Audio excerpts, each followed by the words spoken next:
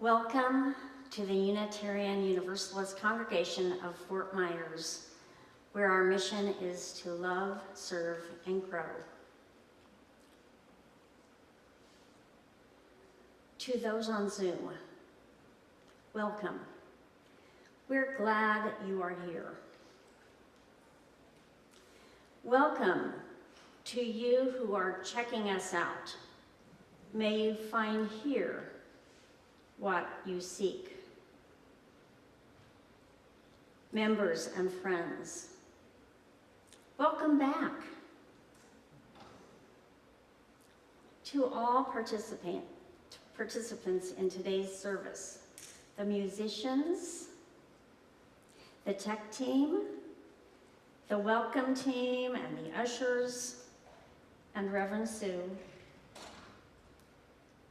your efforts are appreciated. Welcome. Welcome with your anger, your fear, your brokenheartedness. To those with hopes, with dreams, with determination, welcome. Welcome to you who feel unseen, unheard, or outside the circle. Come in. You are welcome here. We need one another. Welcome.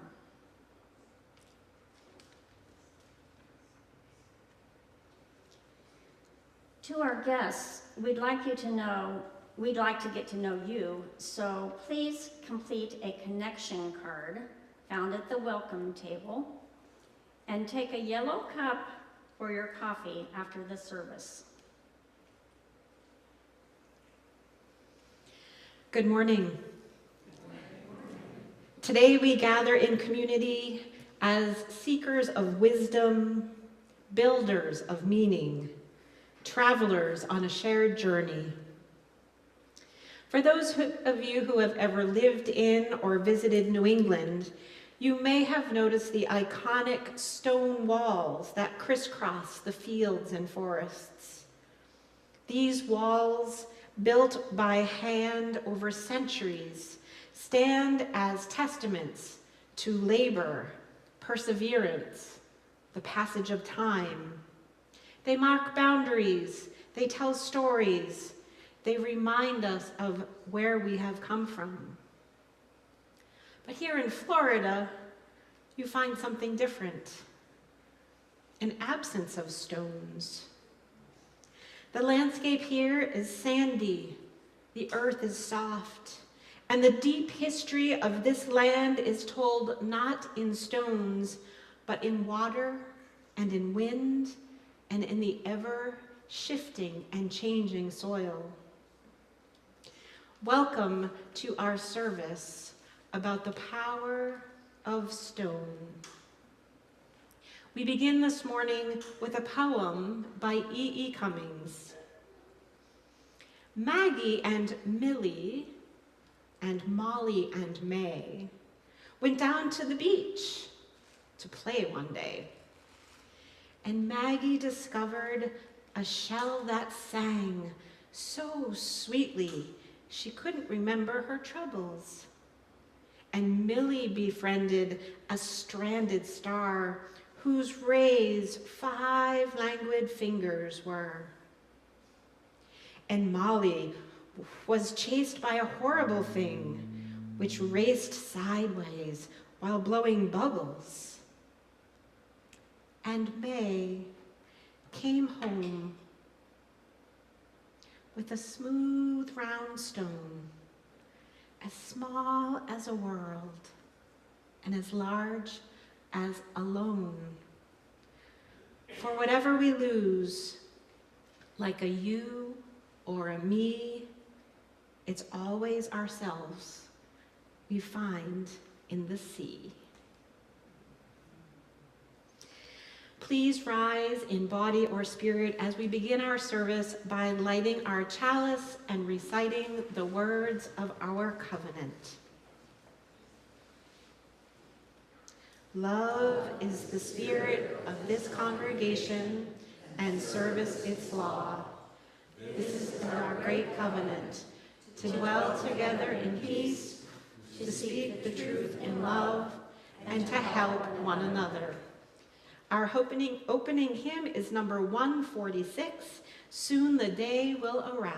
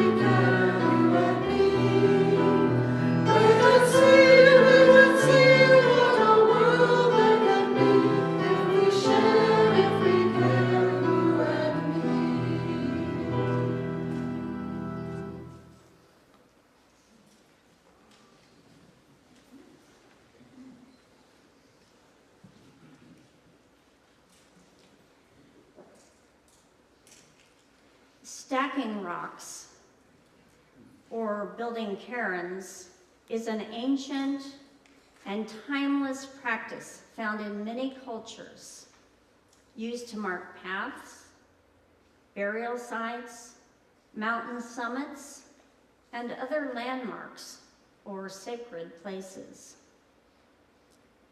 The process of stacking stones requires patience, focus, and perseverance, qualities which can help with goals and challenges. Building cairns can be used to reach a sense of calm, grounding, inner peace, or meditation.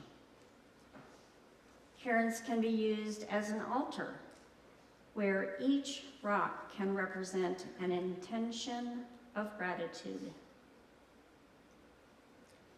The act of carefully balancing stones can represent the pursuit of inner balance, harmony, and stability in life. Some people use the stacking process to focus their intentions or offer prayers, with each stone representing a specific thought or hope. By interacting with the natural elements of stones, stacking can be seen as a way to connect to the earth and its energy. So today's time for all ages, there are stones available up in the front, the ones that are on the floor, not in the baskets. And you are welcome to use stones from the bowl as well, probably for your top stone. I invite everyone forward to build a miniature cairn, allowing the practice to move you in whatever spiritual way speaks to you. Please place your cairn where it will not be in the path where folks will be moving. But you can build them anywhere you want in the sanctuary as long as it's out of the way. We will build our cairns in silence to allow each builder the space to create in contemplation. So please come forward and build your own cairn.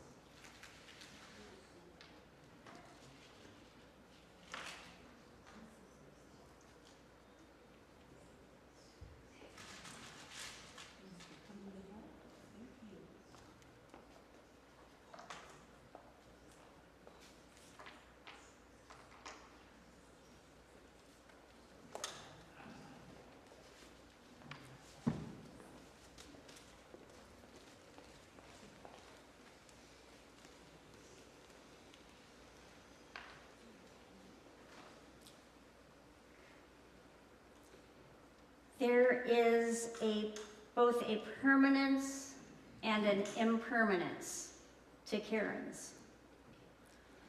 Winds and floods, as well as other natural events, can cause a cairn to fall. But the stones in the cairn are usually remaining in their original form. It's considered impolite, dangerous, or even illegal for anyone but the builder to destroy a cairn. So these miniature cairns that we built around our sanctuary today will need to be removed following the service. But if you would like to remove your own cairn, to tear it down yourself, please do that during the postlude. And if anyone decides that they want to build a cairn during the remainder of this service, maybe you weren't quite in the mood yet, but now you think that looks kind of fun, please come up and do so. You're welcome.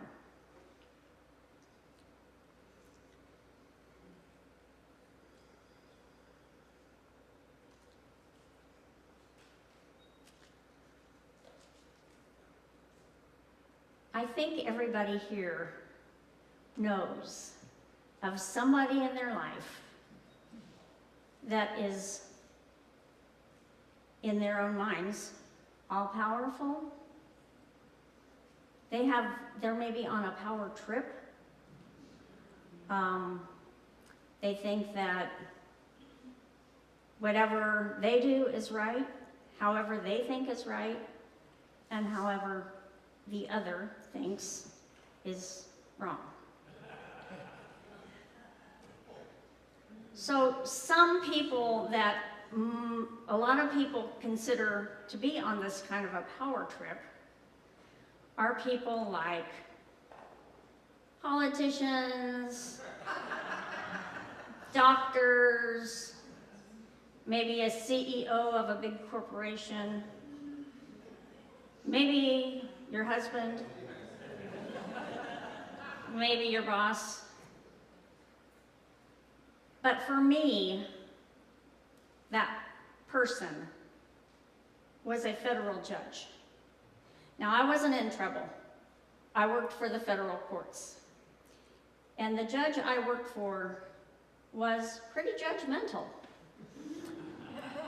And it was very hard for me to go and be in his presence at times because he was not real clear what his expectations were for me, but he was clear when he was unhappy about it. Whatever I had done seemed to be wrong most of the time. So he had this power over me that, of course, I allowed. But he had this power over me that made me nervous and frustrated and angry. And sometimes it made me feel like a little girl, and it brought me to tears. This was not a good situation for me. But luckily here at UUCFM, I had learned a lot about the power within. The power within myself to stand up to whatever it was that was wrong out there. And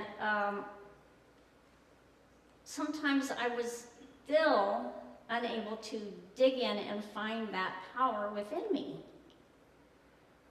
But I know some of you know Joy Purcell. She's one of our wonderful CUPS members, and she gave me a stone. It was painted. She called it a woman's spirit stone. It was painted like a woman. It had a nondescript face, a blue dress that was long and flowing, and the stone was not completely smooth, but it was not completely jagged either. So it was my woman's spirit stone. And I was so pleased when she gave that to me. It was about the size of a tube of lipstick. It fit right in the palm of my hand. And I started taking that stone with me to my workplace. And whenever I went up to see the judge, I would have that stone in my pocket, and I would discreetly stick my hand in my pocket when I approached him, and I would hold that stone. And I came to think of that stone as my power stone, my woman's power stone. And it gave me the strength that I needed to face him. Well, one day, after I'd been doing this for months and months and months, I was at Goodwill shopping. And when I came out of the dressing room, I had no stone. My woman power stone was gone. I went back in the dressing room. I went everywhere that I thought I had been. I could not find the stone. I kind of panicked in a little way. But then I calmed down and said, okay, it's a stone, it'll be all right. And I thought, well, maybe that woman power stone will go to some other woman that needs it. But I was still a little leery of going back to work without my power stone. So what did I do? I got another stone out of my collection of stones that I have at home. And I put that in my pocket, and even though it was not the same stone, it was not painted, it was just a stone that I had, I kept that in my pocket. And sometimes that's all I need to remember the truth within my own self, the power within my own self to face adversity. So that is my story of the woman's power stone.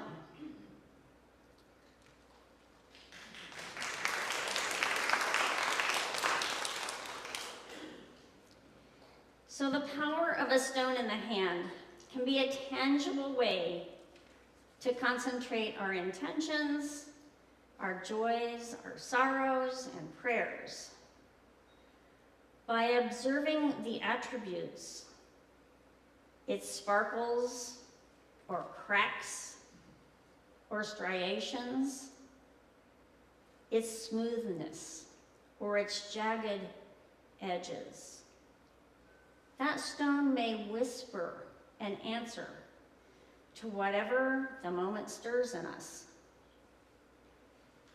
I invite you forward as you warm the stone in your hand, then place your stone in the bowls provided. I like to offer my loving support to the community by touching my stone with other people's stones. That's why you might see me at the very end of the line sometimes. Whatever way you place your stone will bring a richness and value to this ritual. On Zoom, please feel free to place a message in the chat box. This morning I placed 2 first stones. One is for Melissa Caballero, one of our worship associates that you don't see a whole lot of. Her mother is very ill and she would like prayers. So I placed this for Melissa.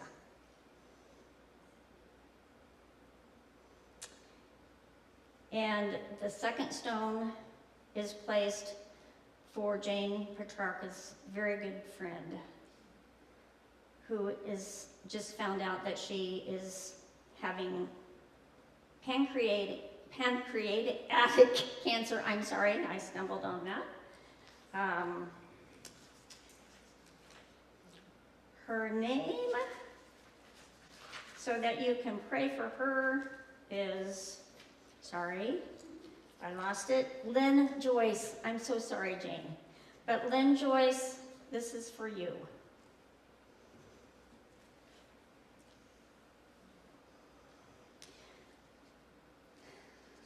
Please come forward at this time.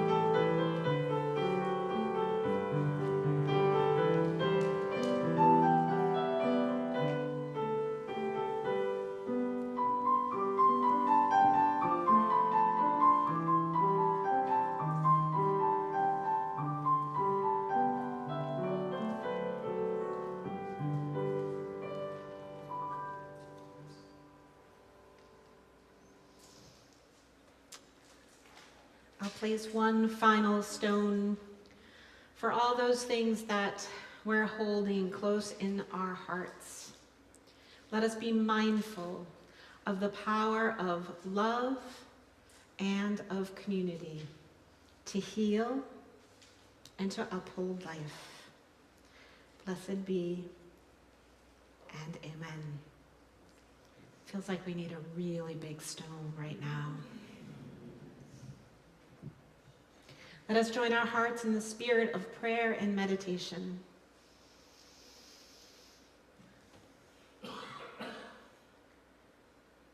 Spirit of love and of life,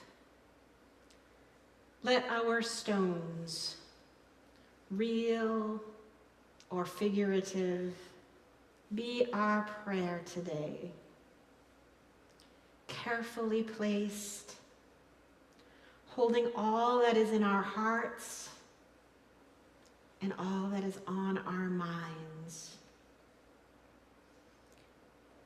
May we find strength in our gathering and comfort in our rituals.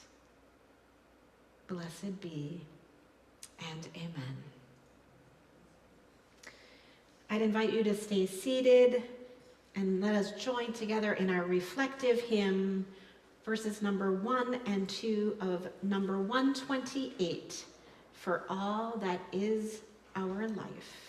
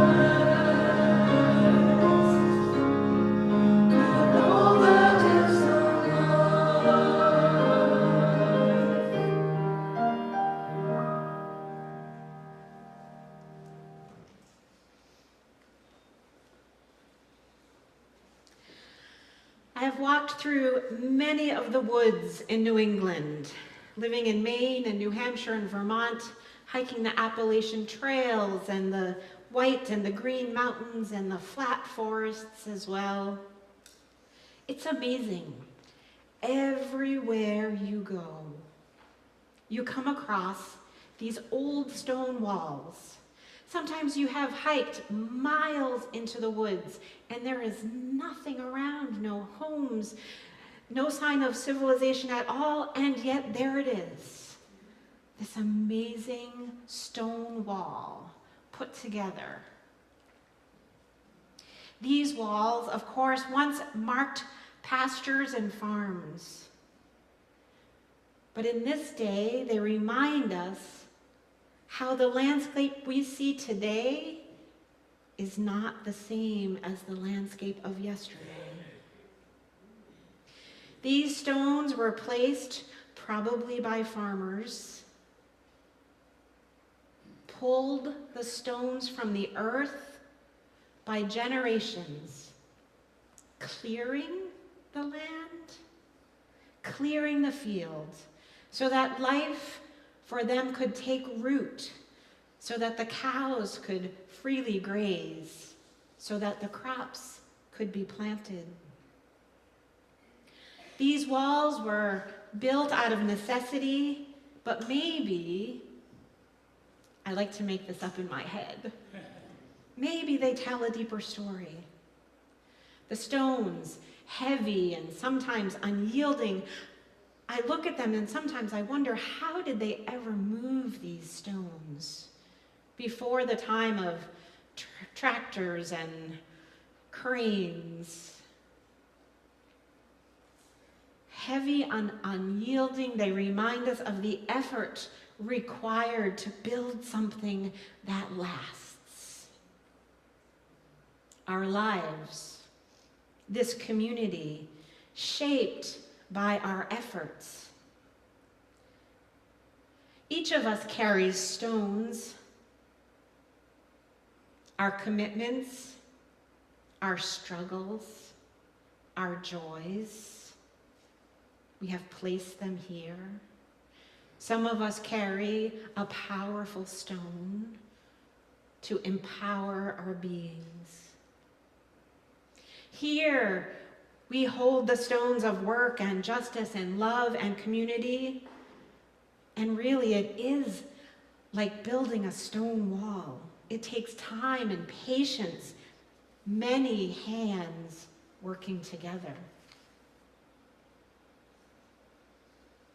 Stones show up everywhere.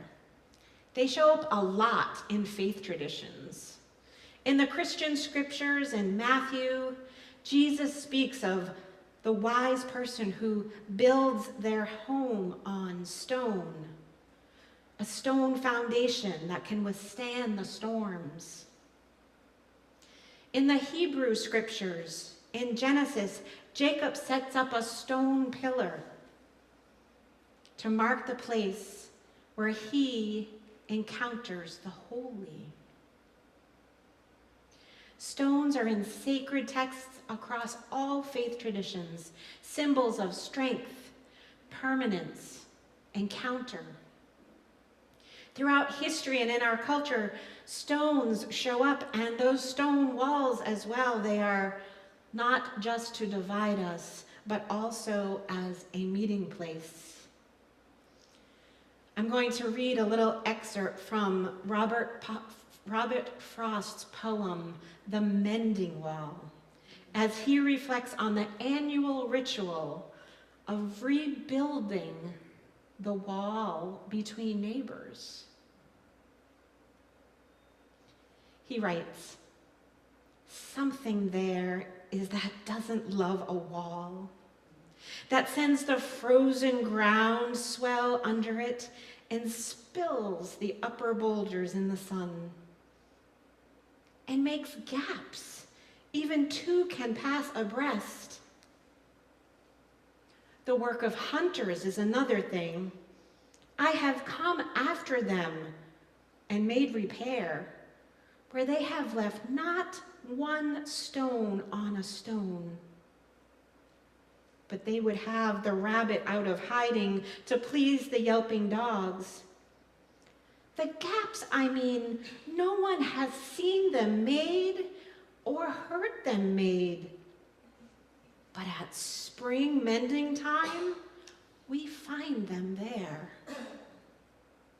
I let my neighbor know beyond the hill, and on a day we meet to walk the line and set the wall between us once again. We keep the wall between us as we go, to each the boulders that have fallen, to each. And some are loaves, and some so nearly balls, we have to use a spell and make them balance. Stay where you are until our backs are turned. We wear our fingers rough with handling them. Oh, just another kind of outdoor game, one on a side. It comes to little more. There, where it is, we do not need the wall. He is all pine, and I am all apple orchard. My apple trees will never get across and eat the cones under his pines, I tell him. He only says, good fences make good neighbors. Spring is in the mischief in me, and I wonder if I could put a notion in his head. Why do they make good neighbors? Isn't it where there are cows? Here there are no cows. Before I built a wall, I'd ask to know what I was walling in or what I was walling out, and to whom I was like to give offense. Something there is that doesn't love a wall, that wants it down. I could say elves to him. But it's not elves exactly. And I'd rather he said it for himself. I see him there, bringing a stone grasped firmly by the top in each hand, Like an old stone savage armed, he moves in darkness, as it seems to me, not of woods only and the shade of trees. He will not go behind his father's saying, and he likes having thought of it so well that he says again, good fences make good neighbors. So interestingly, I learned that on Robert Frost's farm, while he was composing the mending wall, he actually spoke of two different walls on opposite sides of his former orchard. There was the territorial wall of the good fences make good neighbors, aligned with its western edge as knee-high, strong, double-walled, mostly made of well-fitted, straight-edge slabs and blocks, you know, the ones that fit really well together and that you can't get through. This is where Frost allegedly met his neighbor to walk the line and set the wall between them. This is where the poet asked, what am I walling in or walling out? But on the opposite side of his farm is a thigh-high, single-stacked, potato-shaped boulder and cobbled wall. Quite unstable. Some are loaves, and some are nearly balls. We have to use the spell to make them balance. This eastern wall was less about fencing than about the ceaseless struggle between order and disorder, and the forced frequency of tending to that which we create. In our Unitarian and Universalist traditions, we recognize that our stone walls, both the physical kind and the metaphorical kind, should not be barriers to connection, but rather invitations to understanding. It's not always easy, though. Last year, I needed to find stones. I can't even remember for what, but to make some illustration here in the pulpit, perhaps to tell the story of stone soup, or to illustrate maybe the 5 smooth stones of liberal religion, or the 5 jagged rocks of Unitarian Universalism, which we sometimes talk about. The point is, though, I could not find one. None. No rocks. Unlike my familiar landscape of New Hampshire, rightly named the Granite State, where there is only rock, where even your carrots come out of the ground all twisted and turned because they have grown around the rocks which we pretend is soil when we plant things. But here, not one rock. I walked all 12 acres, I think. I couldn't find any rocks. Here the land is different. It is sandy and soft and shifting. There's plenty of coral. There are shells. And there's some mix of concrete and shells and sand, which I don't really understand, but it pretends to be a rock. I remember thinking this. I thought, whew, so many of my metaphors are not going to work here. Kind of threw me off.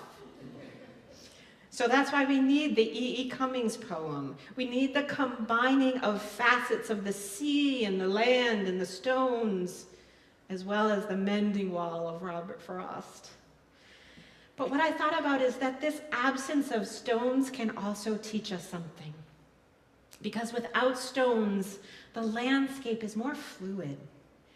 The rivers change course. The ground shifts. The history of this place is not told in rock, but in water and in wind. Where New England reminds us perhaps of the endurance and of the labor, perhaps Florida reminds us of impermanence and of change. In Buddhism, impermanence, the idea that things change and that our ability to embrace that change is the key to wisdom and peace. In our lives, we sometimes seek the solidity of stones. But like we learned last week, sometimes we must learn to flow like water, to adapt and to move in the ever-changing tides of existence, to let it go. So perhaps this is our spiritual lesson. Sometimes we do need the endurance of a stone wall, commitment, strength, and stability, but sometimes we need the openness of the shifting landscape, of the sandy beach, of the rich swamps full of life, flexibility, acceptance, and a willingness to accept that which is. So who are you? Are you a stone? Are you a swamp? Are you the breeze or the dew? Who are we? Especially you snowbirds out there, transplants coming from New England. And I don't really know Minnesota or Wisconsin, but I suspect it's a rockier landscape than here. Are we the builders of walls, setting boundaries and shaping the world with effort and patience?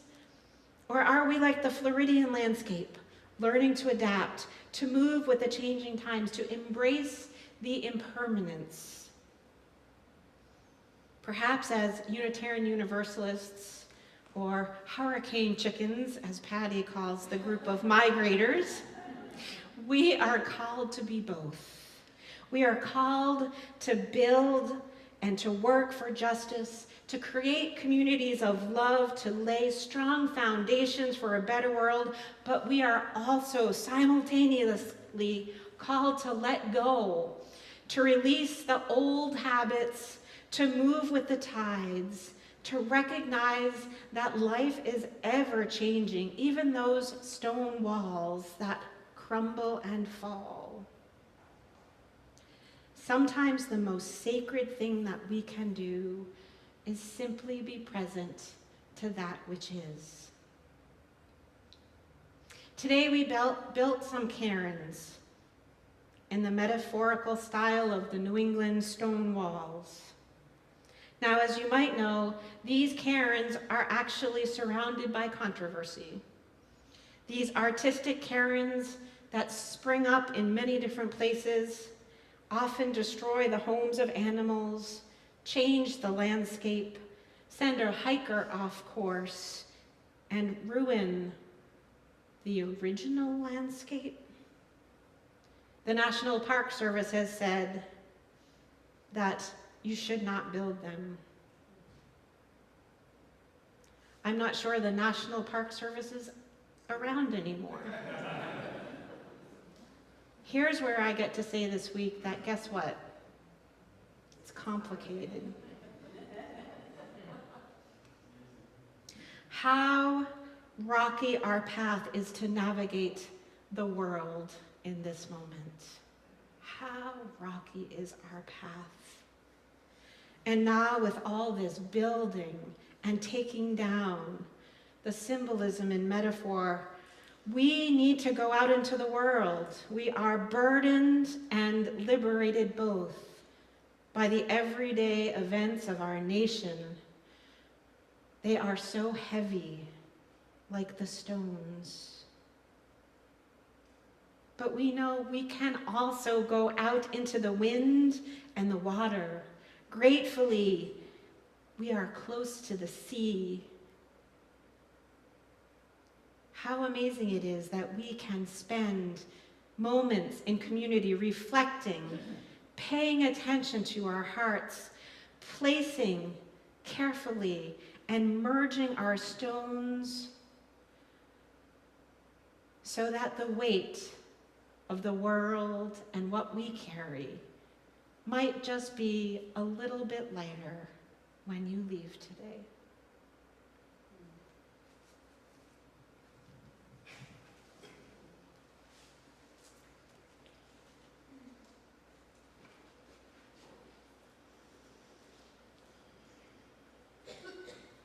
Sometimes, especially during challenging times, we need a person or place that stands like a cornerstone that we can trust to provide emotional support, encouragement, comfort, and positive influence, never swaying. UUCFM is such a place, and our congregation are those people. For UUCFM to stand strong, it must be generously supported by our financial gifts. The UUA Disaster Fund also stands beside UU communities during hurricanes, floods, fires, and other disasters, and is our sharing partner this month. Place UUCFM on the memo line of your check or in an envelope found on the welcome table. If you don't indicate UUCFM, your gift will go to the UUA Disaster Fund.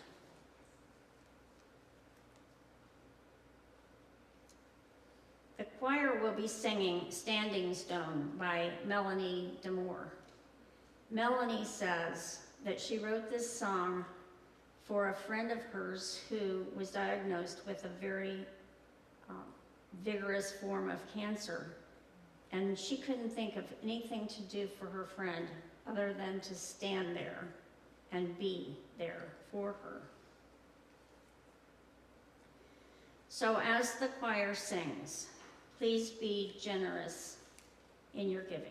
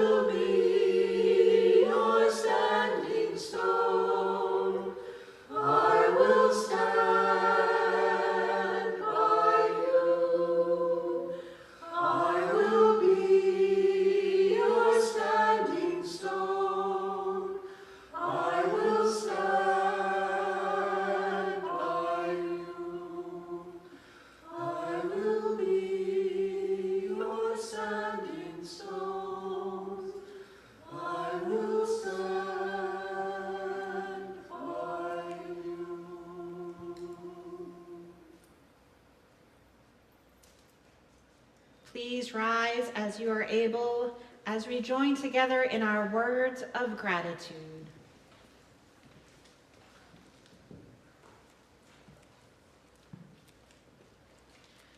By the work of our hands and the work of our hearts, our love is made real. May we be grateful for all that is given and grateful for all that is shared.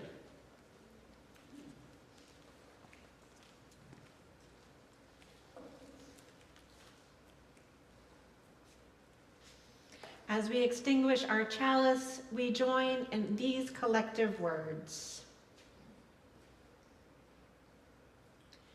We extinguish this flame, but not the light of truth, the warmth of community, or the fire of commitment. These we carry in our hearts until we are together again. Our closing hymn is number 1021 in the teal hymnal, Lean on Me.